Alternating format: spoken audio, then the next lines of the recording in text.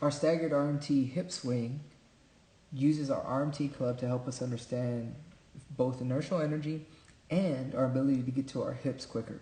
There's a lot of similarities between this and our pitching motion. So what we're going to do is we're going to start with our regular pitching stance. We're going to have about an inch between heel and toe. We're using our same categories and markers. Everything we do when we use our coil to get into our launch position, we want to do the same thing.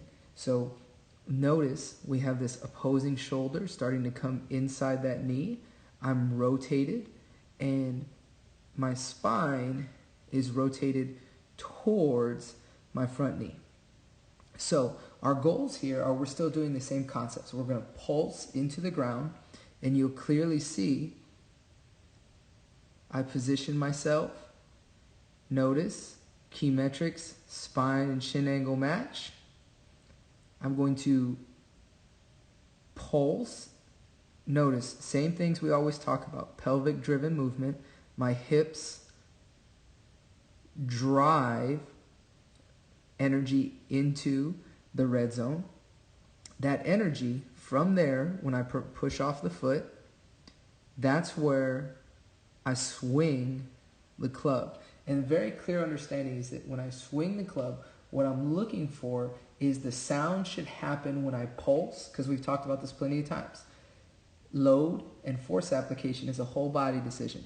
So you'll notice when we come back here, you see my shoulder raise up, bang, and look how similar the shape is between elbow, knee, here, here.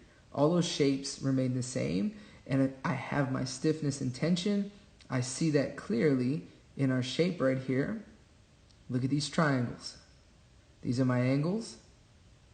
Once I pulse and finish through, notice all that's happening, whether I'm moving from this position to that position, it's the same angle, just moving in this direction. I'm literally moving from my back leg to my front leg. Notice the hip is over the arch here. When I position myself to pulse, both knees drive down, creating space for my hips to work through. The hands hold the club, your hips swing the club. The thrust of my hips swings the club, and notice the club is already being swung before this left foot is in front. So this is not for you to take a step. You take a step, and your step happens because the club swings that way and gets thrust that way by your hips, and you have to land on that left leg. If you are landing with your left leg first and then swinging, you are not successfully getting to your hips. This is a hip extension based exercise, and that's how we use the club. We use the club to help us understand if we're getting to our hips. Be very focused on the sound that you're hearing in the demos of this exercise. If you're left-handed, you will have the club staggered. Once again, instead of your left hand being up top and your right hand low, that index finger is on top of the club head.